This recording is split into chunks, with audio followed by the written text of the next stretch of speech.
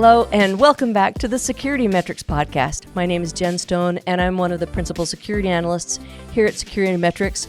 Very excited about the topic today because it's about multi-factor authentication and some of the new requirements in the PCI DSS 4.0 around multi-factor authentication or MFA. And I have a guest here to talk to me about it. His name is Keith O Looney. Keith, thank you for joining me. Please tell people a little bit about yourself. Hey, Jen. Delighted to be here. So a bit of background. I'm sure, as you can guess from my accent, I'm from Ireland, but I've been living in the US about 4.5 years now. I came about 6 months before COVID kicked off, which is kind of wild to think that that's about 4 years ago now. I've been in the PCI in the contact center space for about 10 years now. And before kind of my current company, 2Sense, I was with a company called ThinScale. But basically, I've joined 2Sense recently, and what they're doing is behavioral-based authentication. So essentially looking at how you type, how you move the mouse to be able to say that is Jen or that isn't Jen. It's kind of the high level of what we're doing. I think why I joined, I guess, is because one thing I saw with my previous company at ThinScale was how the changes in PCI really shifted things in the industry. And I think we're seeing a similar thing happen within the MFA side of things with PCI 4 and also outside of PCI with NIST 2. And I think that the shift to needing MFA everywhere for everyone is a really, really big challenge that a lot of BPOs and contact centers are coming up against, especially as they have high turnover and they can't use phones within the clean desk world. So for sure, yeah, that's kind of me. That's great introduction. And for a lot of my customers, they're like, so I have to have MFA for everyone basically now. Anyone who is either accessing the CDE or who might be on a connected to system in some way be able to affect the security of that CDE. And so for most groups, it's just a matter of, ordering a few more tokens or getting some more certificates applied. There's a lot of ways to apply it, and it's a little bit more cost and a little more hassle. But in the BPO world, and I forget what BPO stands for, but basically it's like the large call centers that take care of, I have 3 BPO customers and I can't remember what BPO, sorry guys. but it's basically the large call centers that do it as a service for other organizations. And there are some very difficult challenges that I wanted to make sure people understood, but in the context of the broader conversation. So if you have to put the new 4.0 requirements in, this is going to be a good conversation for you as well. But if you're a BPO, stick around because I think it's going to be conversation that you're going to need to hear in order to successfully deal with these new requirements. I liked what you said about PCI, changing and shifting the different industries and how they deal with security. One of the things that I've been impressed with the PCI approach is that they put in new requirements based on security issues that they're seeing. And so a lot of times we see if you don't have MFA properly applied, that's where we're seeing a lot of the breaches happening in the news. So you can go look back and say, oh, if they'd had an MFA, this would not have been nearly as easy for them. But I wanted to kind of be a little nerdy about how we approach it because I wanted to... Let's do it. Okay. So the new standard, I don't know if a lot of people have not read the full standard yet. They've read things like, here are the new changes and here's what to prepare for. But I love how the new standard actually gives some details people might not be aware of. And so if you'll humor me for a minute, I wanted to just read a couple of things out loud. Under the new sections, it'll tell you what the section is, and then it'll give you an overview of what the section is looking to address. And so if you understand the purpose of a requirement, the purpose of a security control, I think it makes it easier for you to know whether your security control is actually doing the job it's supposed to be doing. So let's just talk about that overview. And again, this is in the standard. Go ahead and read your standard. It's going to help you a lot. 2 fundamental principles of identifying and authenticating users are to 1, establish the identity of an individual or process on a computer system, and 2, prove or verify the user associated with the identity is who the user claims to be, right? So a lot of times people are like, well, why can't I just have shared accounts? Why can't everybody just use, why do I have to have, and then MFA going even farther and saying, not only do we know that you're that user, we for sure know you're that user, right? Yeah. So here, the elements used to prove or verify the identity is known as the authentication factor. And authentication factors are 3 things: something you know, such as a password or a passphrase; something you have, such as a token device or a smart card; or something you are, such as a biometric element. And I think that that's what we're talking about with what 2 Cents does, is that biometric element is a behavior, should be considered somewhat of a biometric element. So we put these things together. You have 2 of the different authentication factors. Like you can't have a username password followed by a username password and call that authentication, multi-factor authentication. No, you can't. And I think what you're seeing is that there's a few different ways to do the biometric one. One I quite enjoyed, which I don't think is going to work, is I had one prospect who they were wondering, if I put a fingerprint into the secure facility, does that cover me for everybody? And I'd be really interested in getting your perspective. Do you feel with new rules in place that will cover them, or? Oh, so like if they do a biometric just to gain access to the facility, and then is that their multi-factor authentic? Is that fulfill what it is we're trying to fulfill? Yeah. You know what makes me really happy is they have addressed this specifically in the standard 8.4.2. This is one of the new requirements. And again, I don't want people to be freaking out, oh, I don't have this. I don't have the ability to have this right now. All the new requirements are considered best practices until March of 2025. So people have just a little over a year to be able to put them in with and not fail. But it's a really bad idea to wait around to implement things. So to your question, if you have biometric, let's say you've got a thumb scan at the door, people come in, they put all their stuff in a locker because, again, they've got clean desk policy for this particular call center in our scenario. They've used the biometric, and then they go and log in, and they say, okay, that's multi-factor. It's not, and I'm going to read to you why. 8.4.2 MFA is implemented for all access into the CDE, and then you scroll down just a little bit and it says applicability notes. This requirement, well, first it says what it doesn't apply to. It doesn't apply to applications or system accounts performing automated functions. But we're not going to really talk about system accounts in this conversation. We're really limiting this conversation to user accounts. And it's not applicable to user accounts on point-of-sale terminals that have access to only one card number at a time to facilitate a single transaction, such as IDs used by cashiers on point-of-sale terminals.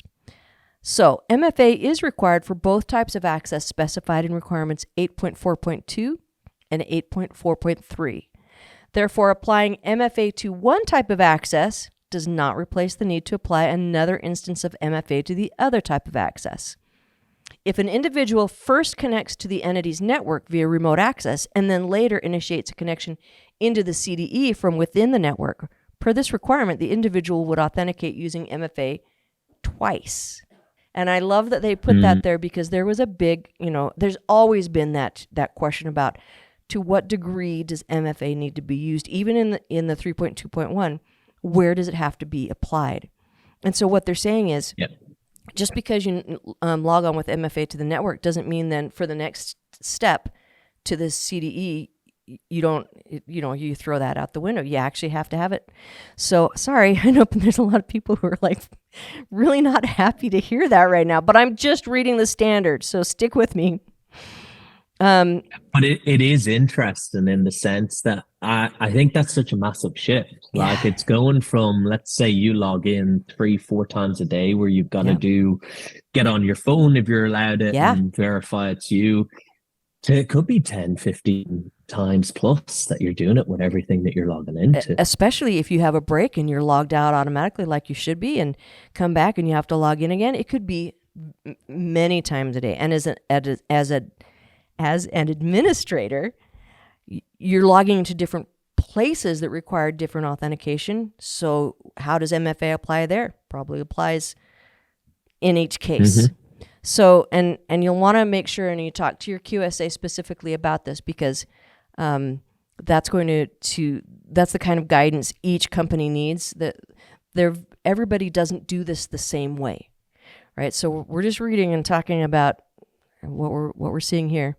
So, per this requirement, the individual would authenticate using MFA twice: once when connecting via remote access to the entity's network, and once when connecting via non-console administrative access from the entity's network into the CDE. So, in other words, it says to me that if you were to take that and apply it in a call center situation, that just because they know who you are coming in the door doesn't mean they know who you are when you're logging on to, and a lot, this is the way a lot of BPOs do it, is they have the agent do that biometric just to get into the call center itself.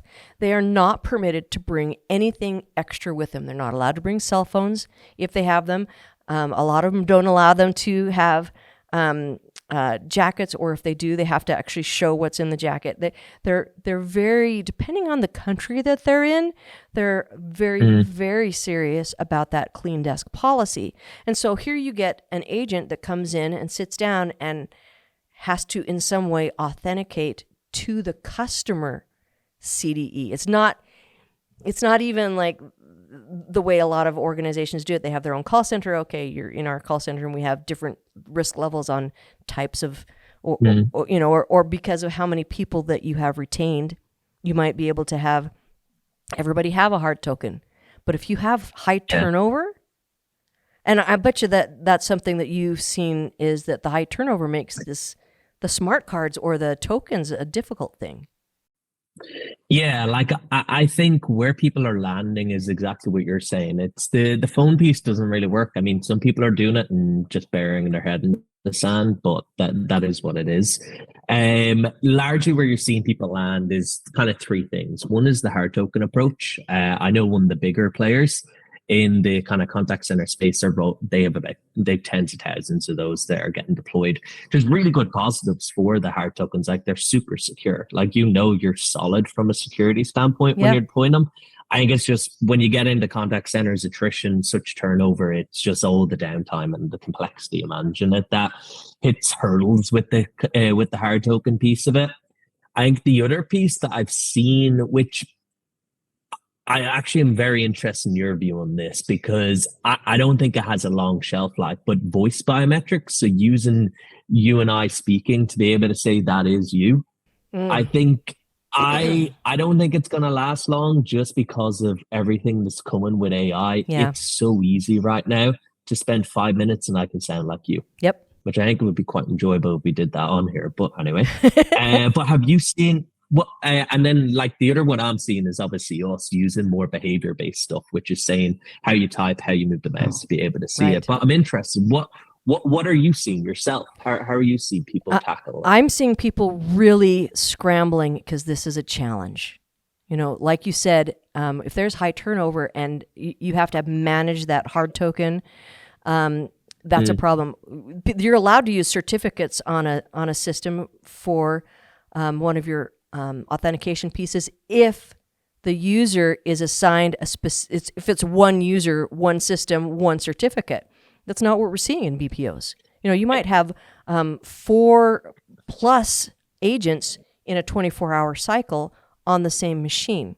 right? And so for people who, let me just walk through that process again. I'm sorry, I interrupted myself. So the way it goes is in some of these larger BPOs, you have agents, they arrive at work, they usually will thumb themselves in some type of biometric on the door. Then they go and sit down at their workstation and they have a username password on the system that they're logging into.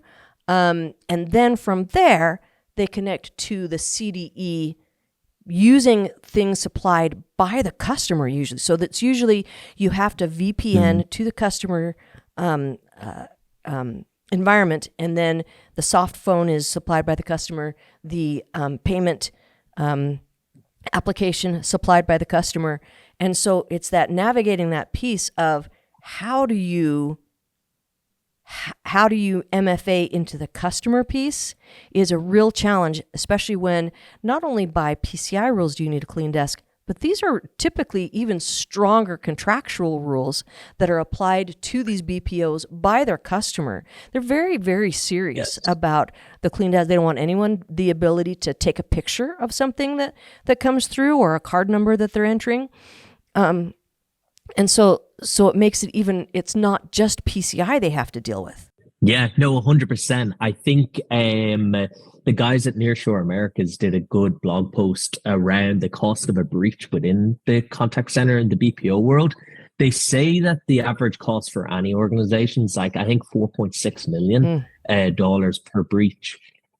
The ones they listed, I remember reading everything you would see there. It's like 8 to 10x that size, and that's the big reason why you're seeing all these bad actors target them. Yeah, is that they have access to the Fortune 500 companies and beyond from it. So it's such I'm seeing a big shift from the regulations are pushing people in this direction, but honestly, a lot of it's coming from the customers themselves, whereby they're saying, okay, at minimum, you've got to have multiple ways to prove it's you.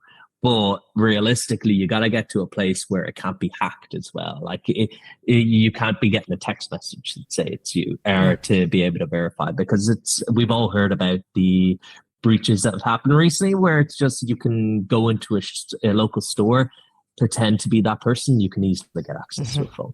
Yes. So when you consider it's such a target-rich environment. And a lot of these BPOs function in areas where, let's look at the economics of the thing. I do have several customers that have in-house call centers, and they're in places where the value that the agent might get from selling a card number is not worth it, because the income that they're getting from the job is a reasonable income. And compared to the value of a card on the black market, it's just not worth the risk, right? Where in different economies, depending on where they are, the value of that card against the income they're making, it could be much higher, right? And so suddenly these agents are a bigger target, because if you can get access to their accounts, or if you can convince them that they want to sell you those card numbers, then it changes kind of the rules there. And I think that's why their customers, like you said, the Fortune 500, some of these very big customers that use BPOs as their call centers, because they typically don't have their own in-house call centers, but they're going to strengthen the rules around it, which makes it even harder to meet some of these rules, and creates those challenges, like the phone SMS. Yeah, it's just straight out. Even if every agent has a cell phone, which either they don't, or they'll say, this is my personal cell phone and I'm not using it for work. So either you have to pay for my cell phone, or you have to give me a different type of authentication. Yeah, no, 100%. I'm interested. What are you seeing any other big changes? Like, I think one of the big ones I've seen as well is the introduction of the 15-minute timeouts for everything. I'm interested that, which is basically saying that if you're working on your computer and you log into, I'm just going to use an example, Salesforce for a little bit, but you have another system open that has access to financial info. If you aren't active in that session for over 15 minutes, you've got to automatically log on out, and you've got to go through the whole process again. Yep. I wonder, what else have you seen in the new rules in this area that are interesting? Do you know what? Depending on the risk of either the position or the risk appetite of the organization, I'm seeing them take that requirement of a 15-minute session timeout and expanding it so that they automatically time out whether they're active or not every 15 minutes. And can you imagine every 15 minutes having to log back in whether you were active or not? I know, and it's not on every system, but on some of the applications, like you said. So maybe their financials system has an automatic timeout whether they're working or not, and maybe they have some other things. And it's certainly not as common as the session timeout, but it's definitely something I'm seeing, and it really is based on risk.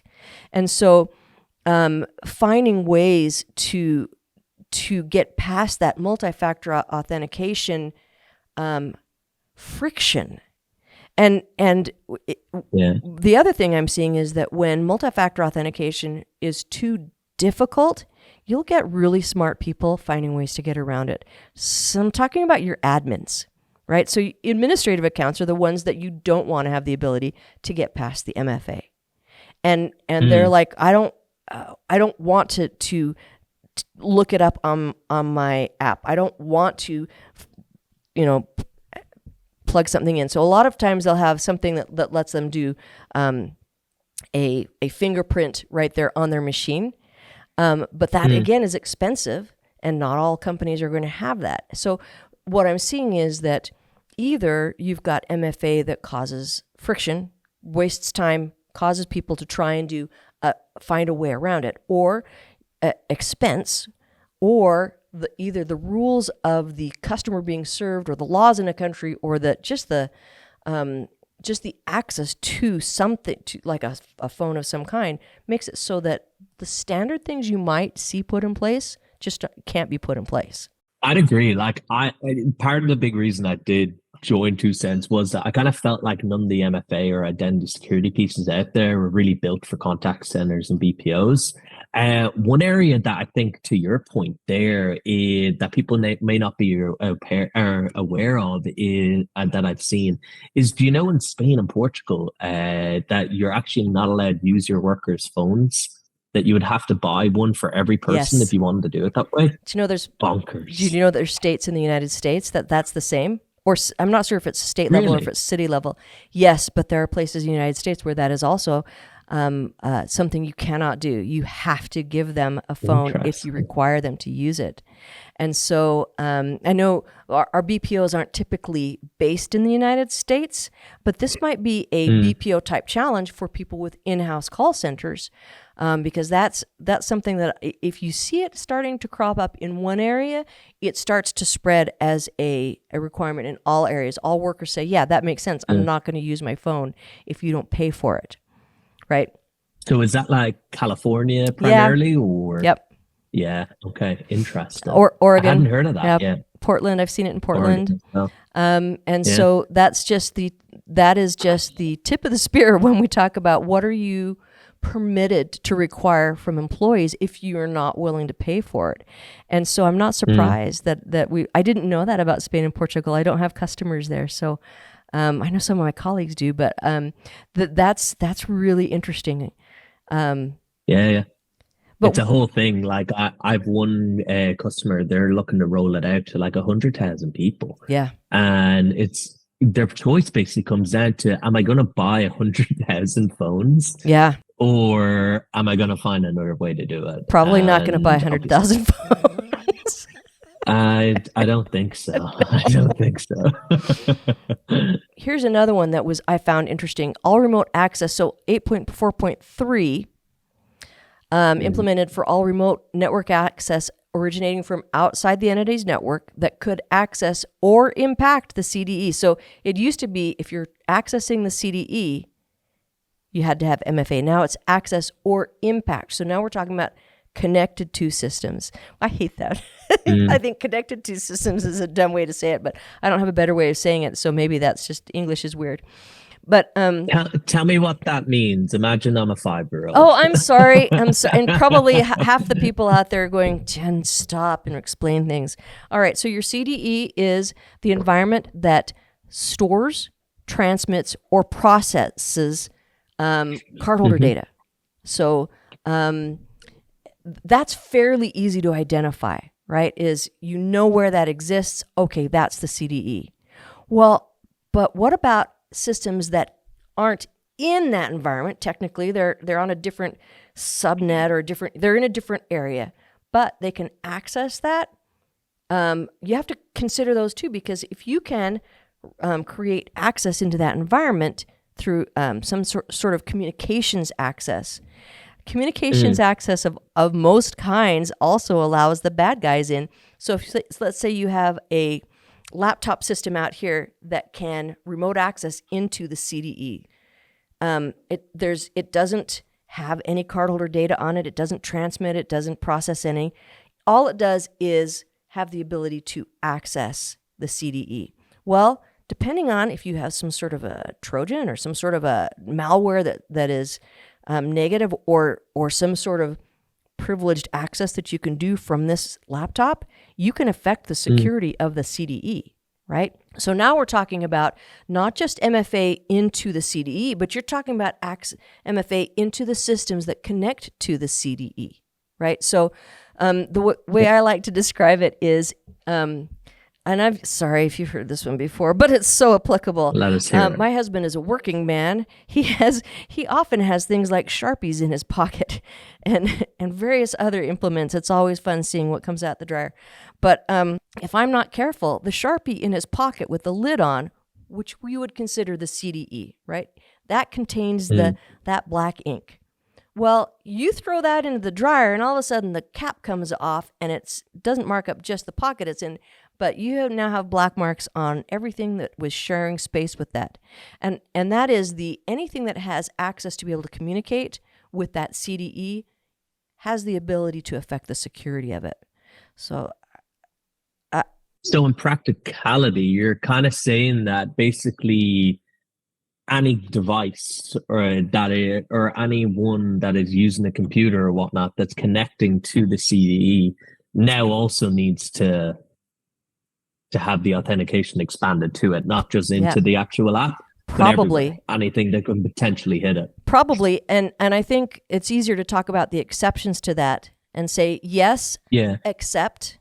So let's say, can you affect the security of it if that laptop has only view-only access and can only view part of the pan, can never view the whole pan? Well, then you might have an argument that you don't have to MFA into that laptop, right? So there are ways to simulate that view and not be able to actually click on things or affect things. It is a true view-only access. But if you have, let's say your a type of access is like SSH, that's where you kind of build a tunnel into it, or VPN into it, then you're kind of offering yourself an extension of that environment, and you really can affect the security of it. And so these are some technical things that as you think about what is the scope of the environment, it requires really understanding how does that data flow, and how can anything that can connect to that environment or view into that environment, how could that affect the security of cardholder data? And so it really does expand that if you think about it. And I find that data flows are very helpful for that. And sometimes, getting technical people involved and saying, all right, here's how we have things connected now. If you were the bad guy on this machine that's not in the CDE, how would you get to the cardholder data? And then it kind of becomes like a reverse escape room. then they come up with ideas. Well, I would argue that is the biggest threat in it. Like people in remote locations and people in like privileged users are the biggest threat that you have. Yeah. To it. And I think it's such a good idea that they're expanding to that, because you've seen You see a lot of kind of the contact center world and beyond. They already do have MFA going into a lot of these Yeah. when it's remote users. I think the big thing I'm seeing, if you actually step away from compliance a bit, is that it's such a threat for those remote users that I think we're past the conversation of whether it's MFA or not. And I think we're into something else that's referenced quite a bit in the PCI world, which is whether it's phishing resistant or hacking resistant, or it's just standard MFA. Yeah. And I really see that as the next area things are going, whereby just if you're remote and you're not in a secure facility, there's a much bigger risk of it not being you at the desk, even if you're approving it, or of the things like you have a post-it note put on your computer, or anything of this, that it's very easy for you to bypass even the multiple factors. And if you look around, the vast majority of breaches are coming in situations where we do have some multi-factor in place. It's just probably not that strong. So it's either text-based stuff or an email, or they're using on a phone that's compromised or something like that. Yeah. I'm interested. Are you seeing a shift in that direction too? Yeah. Or do you feel a shift in what are we using? We're not using voice as our third factor. We're not using SMS text as our third factor because they're just not secure. Can you can you justify it? Yeah, but your QSA is probably going to say, I don't care. It's not secure, right? But then there's also that shift in understanding of what is the threat of a connected to system, because people don't want to think that their colleagues might do something malicious, and that's not what we're talking about.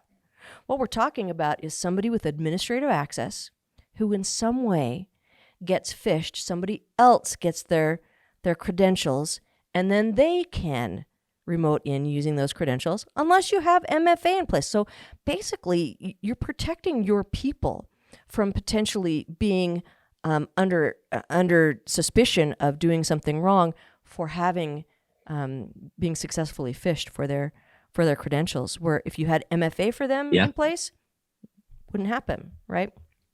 100%. And they're getting so good. So I remember in a previous role, we had one of the guys on my team. He texts me, he's like, hey, I got a weird message from our CEO. And we dug into it, and it turned out it was a phishing message. But my God, it was so good. Oh, yeah. They'd got set up on WhatsApp. They had the picture of the CEO. They had the phone number of the CEO somehow, and all these different things. And we're like, wow, how did they do it? Like, it didn't work, obviously, because he copped onto it being weird. They were asking him to go get some Apple Card or something like that. But it was so good that it's kind of getting scary how good they can be. Yeah. And people, no matter how good you are, if you're tired, if you're in a hurry, if you're just have a lot of things on your plate, it gets easier and easier to fall for these phishing attempts. And that's why MFA is so important. So it's not that we're trying to say people in the company are bad guys. It's not that we're trying to say, we want to make your job harder. We're trying to make the bad guys' job harder, trying to slow them down, trying to put a barrier in the way so that they can't go in and do these things. Yeah, I think that's why you're seeing it come in the different regulations, like the European standards, PCI standards. I think even the federal government have come out and started pushing in that direction too, Yeah. And that's something I really was happy to see also in the 4.0 standard is they talked about NIST special publication 863 digital identity guidelines, because that is some guidelines put out by the U.S. federal government that are quite good on digital identity guidelines. And so PCI is leaning on something someone else put a lot of effort into that is of value.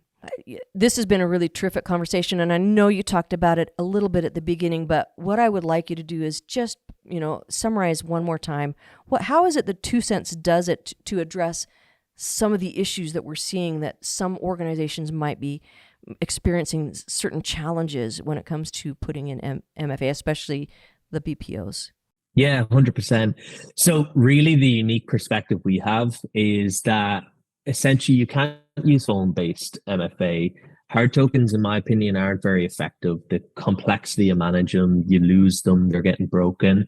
So what we've done is basically automated MFA. So we make it invisible by based on how you type and how you move the mouse, so that you are able to implement it without anyone ever knowing it's even there.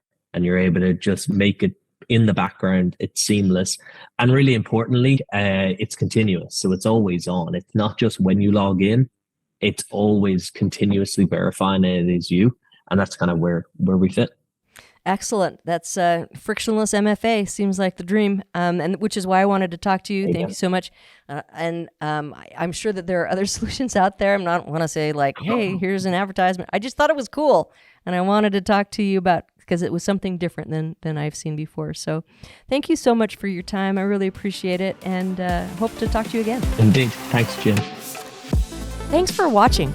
To watch more episodes of SecurityMetrics Podcast, click on the box on the left. If you prefer to listen to this podcast, it's available on all your favorite podcast platforms. See you on the slopes.